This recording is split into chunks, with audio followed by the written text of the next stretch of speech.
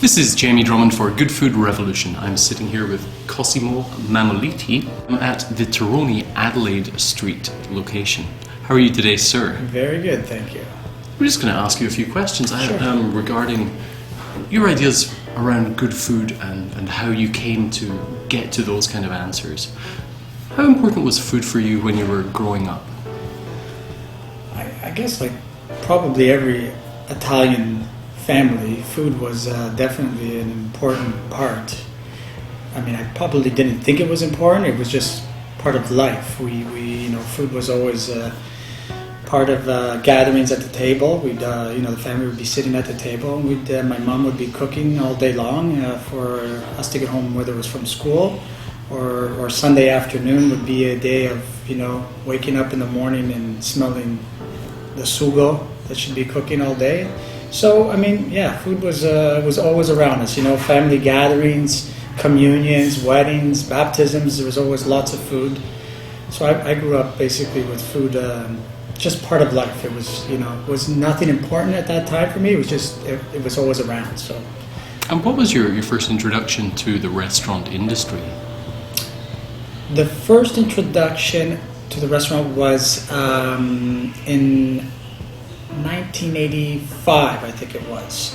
1985, when my very good friend now, Carlo Rota's family moved into our street, and the father Dante, who was my first chef I worked for, was hired as the executive chef at the Windsor Arms Hotels. Mm-hmm. So I think they came from, at that point he traveled the whole world. I think the family came from either the Bahamas or they came from Hong Kong. I'm not sure exactly where they came from. And he took on the job as the executive chef at the Windsor Arms Hotels.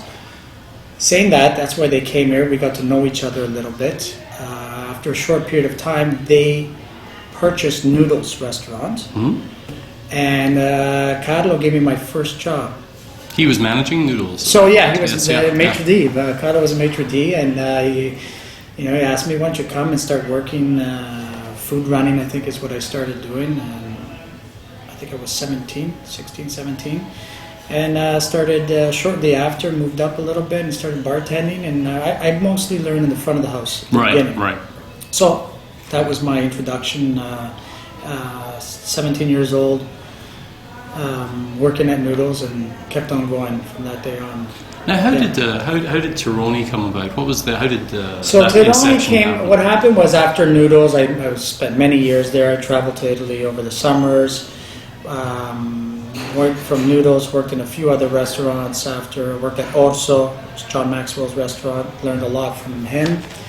It was a great experience for me. And after that, I slowly, always knew that's what I wanted to do. With my best friend, who was importing food from Italy, including importing olive oil and olives, we had an opportunity to open up this little store because we didn't have really a lot of money. So we opened up a little store on Queen Street. A very good friend of ours owned the building, and it was empty. And he said, "Why don't you guys open up here?" So we got a really good deal on the rent, and I wanted to do a restaurant because that was my background. He wanted to do more of a store, and we kind of put together with what we had this little storefront and with an espresso machine, and we made a few panini and coffees and breakfast, and then sold olive oil and olives and pasta. So it started off like that until we made a little bit of money. Probably took us a year, but we made a little bit more money, and we finally put the pizza oven in, and then the restaurant kind of started evolving after that. Now, how many seats did Terroni on Queen West originally have? I seem to remember it being quite tight. Yeah, we started with 4 stools. Four bar stools. Yeah. 4 bar stools was the first step, and after about a year, when we did our renovation and put the oven in, I think we put a counter in, so we got up to maybe 24, 28 seats. And then it was like every time, we got busy, and then we got a liquor license, and we got busier and busier, and we were just, after that, was just trying to get more seats, and I think we did another renovation where we maybe got up to like 35, just 40 seats. and kind of worked like that for a long time. We did almost 10 years with probably under 40, 45 seats until we made we did the big renovation, which was 6 years ago, I think. Yeah. From the humble beginning, shall we say, of Terroni and Queen West to where you are today, what would you say the underlying philosophy has been of all of these establishments? It's keeping it very honest, I think, is what I've always done.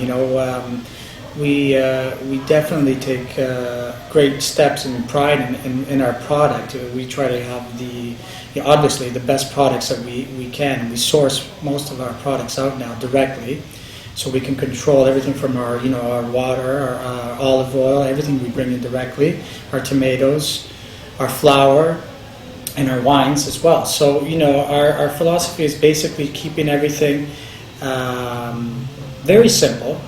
We don't try to do anything crazy. We keep it very traditional. We stick to traditional recipes. We don't, obviously maybe a few dishes are we've worked on them and created them ourselves, but we work mostly on just keeping things very traditional, the way it's always been done. My grandmother made it and her grandmother made it, and keeping the products, the best products, and keeping the prices friendly prices that everyone can come and eat. And would you say that sticking with the traditional recipes and the like, that kind of ties into your policy of no substitutions and the like? Yeah, that's been always a big challenge for us. It still is today. It's always something that I bump into people, sometimes when I'm out, and it says, "Yeah, we were at your restaurant the other night." And I'm always waiting to hear You're just waiting. I'm just waiting for it, right? I mean, because not everybody understands it, and it's really probably the most challenging thing that I come across in this over the 18, 19 years Terroni's been around is having to deal with that. People come in, it's like, why? I wanted to change. I wanted a pizza with this. It just doesn't work for many reasons. It just makes it very difficult for the chefs and the cooks to modify things. And then it slows down service. Mistakes happen, and then it just your dishes are not authentic. Yeah, right? I understand. And that's what it is, because there's some changes that make sense. Someone wants margherita pizza with some black olives on it. It seems like a very simple thing, and you know what? You're right. It should be made.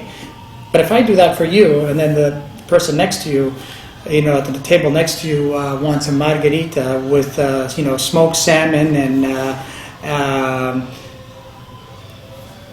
bresaola on it, or something that just is ridiculous. I have to, if I'm going to do a modification for you, I have to do it for everybody. And then you begin to worry about jeopardizing the integrity of your brand as well with through all of these modifications being made. And that's what happened over the years.